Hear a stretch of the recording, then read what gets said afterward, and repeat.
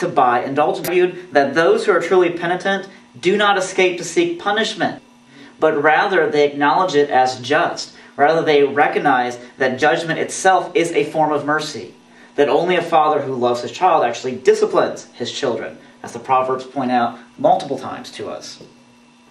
Well, anyway, he wrote this document, or these 95 propositions. He wrote this all in Latin, which was the scholarly church language of the day. And it's interesting, he posted this up on the door, the church doors of Wittenberg, and kind of let it there to be, which would have not been noticed really by common people who did not speak Latin. But there were some printers in the area who did understand Latin, and one can only guess that it was the Brethren of the Common Life actually training these people to do so. Because remember, the Brethren of Common Life schools trained more common folks. Anyway, these printers came along. They recognized the 95 Theses as being something worth passing on. And so they took it without permission. They translated it into German, and they mass printed it and began to distribute it to the masses. Within a short amount of time, it has spread across the northern German princedoms, or principalities.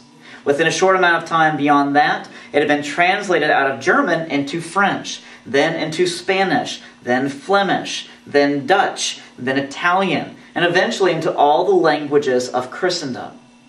What's interesting is that while the translation and while the spread of this document was still nascent, it was still kind of in its infancy, it hadn't gone very far, Pope Leo X looked at this and he simply said, "A drunken German has wrote this.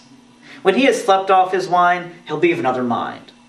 Of course, he completely underestimated where the 95 Theses would go. It wasn't really about Luther. It was about him confronting the corruption of the church and actually, once again, reminding people what the gospel actually is. That you're not saved by your own hand. You're not saved by the church. The church is a means of grace, but it is not the thing that actually saves you.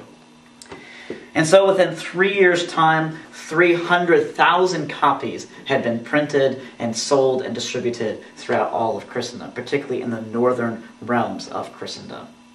We'll talk about Luther more in part 2.